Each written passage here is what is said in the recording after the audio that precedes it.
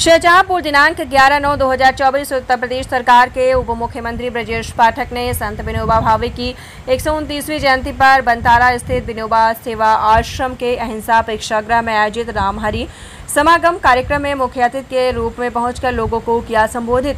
कार्यक्रम का आयोजन मुख्य ट्रस्टी साबरमती आश्रम गुजरात के जयेश भाई पटेल की अध्यक्षता में आयोजित किया गया है। उप मुख्यमंत्री ने आश्रम पहुंचते ही सबसे पहले एम्बुलेंस में उपकरण एवं व्यवस्थाओं को देखा। सीतापुर आंख अस्पताल द्वारा लगाए गए नेत्र शिविर कैंप का अवलोकन किया तथा विनोबा भावे एवं महात्मा गांधी की प्रतिमा पर आपको बताते चले सूत का माल्यार्पण, विनोबा दर्शन का लोकार्पण व पुस्तकालय एवं वाचनालय का निरीक्षण किया। मुख्य अतिथि रामहरि समागम कार्यक्रम में विनोबा भावे के 129वीं जयंती पर नमन करते हुए कहा कि विनोबा भावे ने आज़ादी से पहले भारत की जैसी कल्पना एवं परिकल्पना की थी, उसको धरातल पर उतरने का कार्य किया है। आचार्य विनोबा भावे भारत के स्वतंत्रता संग्राम सेनानी, सामाजिक कार्यकर्ता तथा प्रसिद्ध गांधीवादी नेता थे। उन्होंने गरीब लोगों की सहायता के लिए अभियान चलाकर गरीबों को भूदान करने का कार्य किया। गांव में पहुंचकर गरीब लोगों से बात करते थे। उनकी सोच थी कि उन गरीब लोगों के भी जीवन में सुधार लाया जाए। उन्होंने कहा था कि विनोबा भावे ने गांधी जी के साथ मिलकर भारत देश को सुधारने का कार्य किया है। गांधीवादी संत विनोबा भावे के संदेश लोगों को प्रेरित करते हैं। उन्होंने अपने कार्यों से हजारों लोगों का जीवन बदला है। उन्होंने भूदान यज्ञ नाम के आंदोलन की शुरुआत की। इस आंदोलन में लोग अपनी जमीन देते थे, जिसे बाद में भूमिहीन लोगों को वितरित किया गया। विनोबा भावे के विचारों को अपनाकर जीवन में कई सकारात्मक बदलाव कर सकते हैं। सेवा भाव, निडरता और कर्म जैसी चीजों पर उनके विचार जीवन बदलने वाले हैं। जिसने ज्ञान को आचरण में उतार लिया, उसने ईश्वर को मूर्तिमान कर लिया। विनोबा भावे एक अहिंसक और स्वतंत्रता के कार्यकर्ता, समाज सुधारक और आध्यात्मिक शिक्षक थे। विनोबा ने अहिंसा और समानता के अपने सिद्धांतों का पालन किया। उत्तर प्रदेश सरकार के उप मुख्यमंत्री ब्रजेश पाठक ने प्राथमिक स्वास्थ्य केंद्र बनतारा का स्थल निरीक्षण कर स्वास्थ्य विभाग के अधिकारियों के साथ बैठक कर जनपद में स्वास्थ्य सेवाओं की समीक्षा की। गर्भवती महिलाओं की गोद भराई तथा नवजात शिशुओं को अन्नप्राशन कराया। आपको बता दें, मंत्री ने समीक्षा करते हुए कड़े निर्देश दिए। उन्होंने लोगों को उच्च कोटि की चिकित्सकीय सेवाएं उपलब्ध कराई जाएं। उन्होंने निर्देश दिए हैं कि बदलते मौसम में जल जनित बीमारियों से बचाव हेतु संपूर्ण प्रबंध सुनिश्चित किए जाएं। उन्होंने सीएमओ को निर्देश दिया है कि जल जनित बीमारियों से प्रभावित लोगों को अभियान चलाकर चिन्हित कर उनका उचित इलाज किया जाए। उन्होंने निर्देश दिया है कि मरीजों को गांव में ही इलाज मिले या सुनिश्चित किया जाए। गांव में स्वास्थ्य सेवाओं पर केंद्रों पर पानी भरा नहीं होना चाहिए, मेडिकल वेस्ट बाहर न पड़ा हो तथा साफ सफाई बेहतर रहे। इस अवसर पर ददरौल विधायक अरविंद कुमार सिंह, जलालाबाद विधायक हरिप्रकाश वर्मा, भाजपा जिला अध्यक्ष केसी मिश्रा, महानगर अध्यक्ष शिल्पी गुप्ता, जिला पंचायत अध्यक्ष ममता यादव, संरक्षक विमला बहन, सीडीओ डॉक्टर अपराजिता सिंह, एडीएम संजय कुमार पांडे सहित अन्य गणमान्य महानुभाव मौजूद रहे। जिला सूचना कार्यालय शाहजहांपुर द्वारा प्रसारित अवसर पर आयोजित रामहरि समागम कार्यक्रम में उपस्थित अध्यक्ष साबरमती आश्रम आदरणीय जयेश भाई, उज्जैन से पधारे आदरणीय सुधीर भाई, विनोबा भावे जी की जयंती ऐसे अवसर पर जाते थे गाँव में, उन्होंने पदयात्रा प्रारंभ की। गाँव में जाते थे, कोई मंच माइक नहीं होता था, कोई पब्लिक को बुलाया नहीं जाता था। गाँव के किनारे पहुंच करके देख के उनके साथ में लोग इकट्ठा करते थे, बोल करके अपनी गले की आवाज से बोल करके इकट्ठा करते थे और लोगों से सवाल करते थे। जैसे आज आप सबसे पूछना चाहते, आज होती के और गाँव की तरफ हम सब तेजी के साथ आगे बढ़ चुके हैं।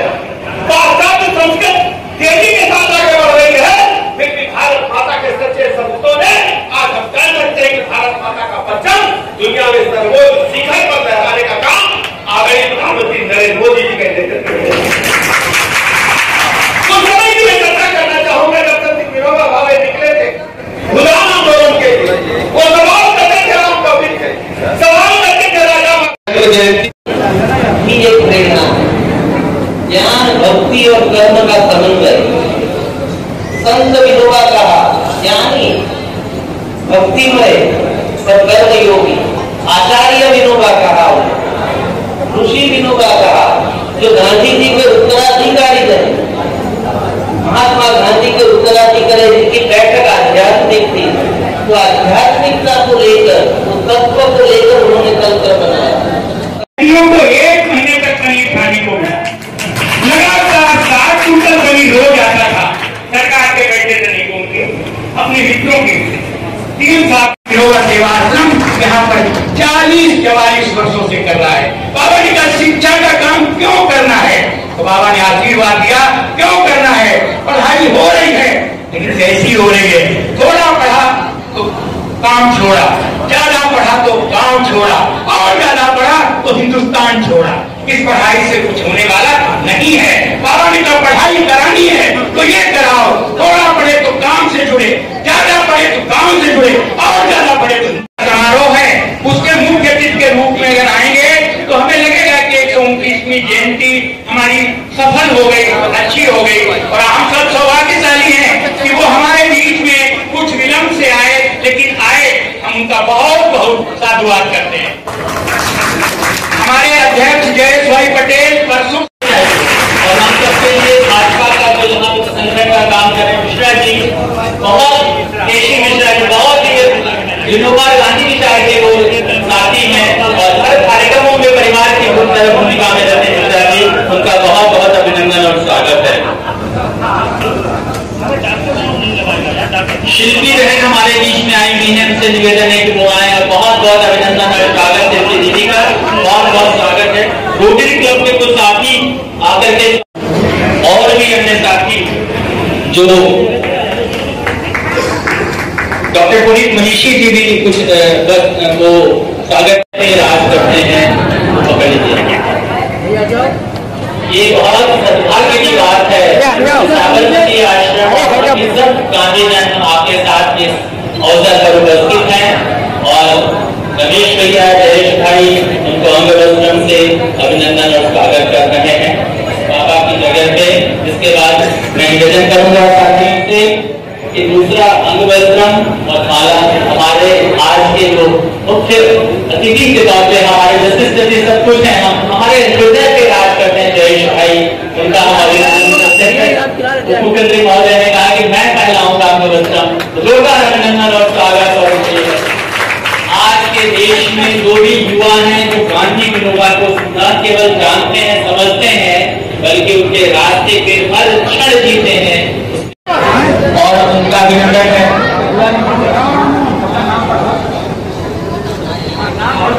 श्री सुधीर भाई गोयल जो उज्जैन से हम सबके बीच बता रहे हैं, और वो उनके दीदी का स्वागत अभिनंदन कर रहे हैं। आदरणीय भारत भूषण जी जो अयोध्या से बता रहे हैं, उनका बहुत बहुत अभिनंदन और स्वागत है।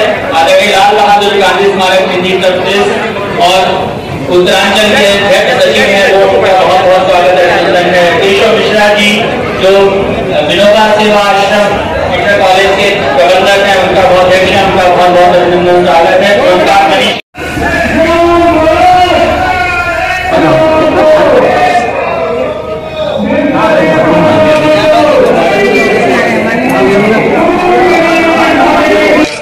मिनट समय उसकी ट्रेनिंग 40 है।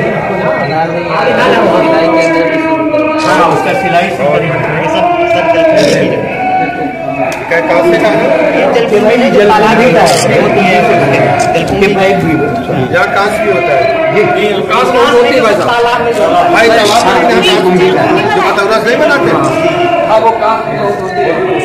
करती हूँ।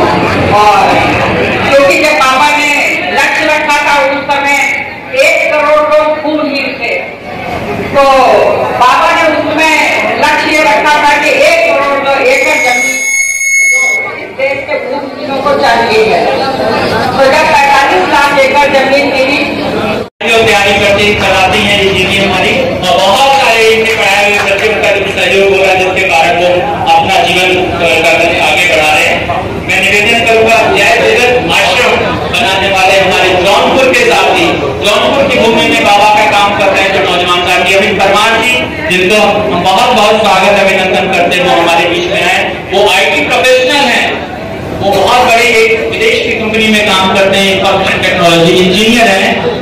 अवसर पर आज के कार्यक्रम के मुख्य अतिथि आदरणीय श्री ब्रिजेश पाठक जी, उप मुख्यमंत्री उत्तर प्रदेश। 1 महीने कोरोना के समय पर गांधी भवन में पूरे 1 माह रसोई चलाई, जिसमें हजारों लोग रोजा समय निकाल कर सचिवालय से आते थे पहली थाली परोसने के लिए।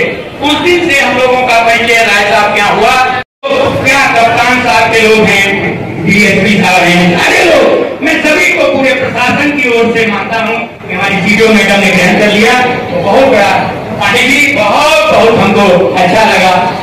तो पुलिस ने भी कोई कम नहीं।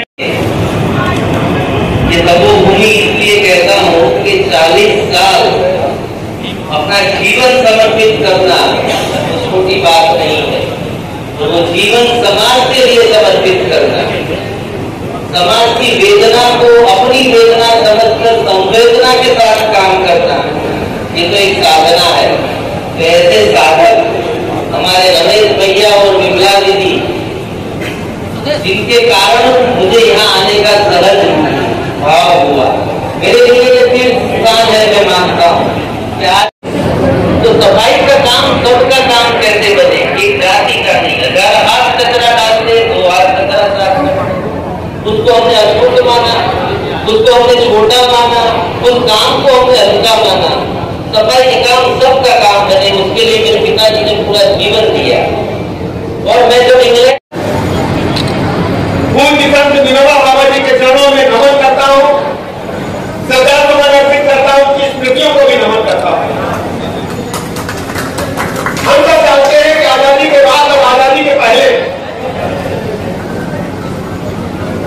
जिस भारत की कल्पना, जिस भारत की परिकल्पना आजादी के पूर्वाधार में की थी,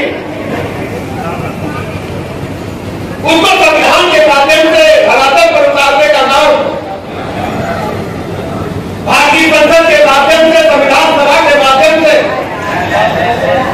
बाबा साहब भीमराव अम्बेडकर के द्वारा संविधान सभा में शामिल देश के पूर्वाधार में पूरा करने का बीड़ा उठाया। उन्होंने पूरा जीवन भारत माता के चरणों में लगा दिया। पूज्य बापू जी के साथ आजादी की लड़ाई में कंधे से कंधा मिलाकर चलने वाले संत विनोबा भावे जी, मैं कह सकता हूं युवा अवस्था में ही गांधी जी के 40 निवेदन का देश की सेवा के लिए अपना सर्वोच्च न्यौछावर करने का काम किया। लेकिन उनके सामने चिंता थी, चुनौती थी कि भारत माता के जो गरीब बेटे हैं, जो गरीब परिवार हैं, जो निर्धन लोग हैं, जो भूमिहीन लोग हैं, उनका क्या होगा देश की आजादी के बाद। जो बड़े बड़े भूखंड थे, बड़ी बड़ी खेती थी, बड़े बड़े फार्म हाउसेस थे, कई गांव राजाओं महाराजाओं के पास होते थे, भूमि के नाम पर, जमीन के नाम पर उनका लगाव राजा महाराजा में सुनते थे, जमींदार में सुनते थे। Friends, if you want to see these kind of facts in future, please subscribe to our channel and watch the latest videos by liking it and pressing the bell.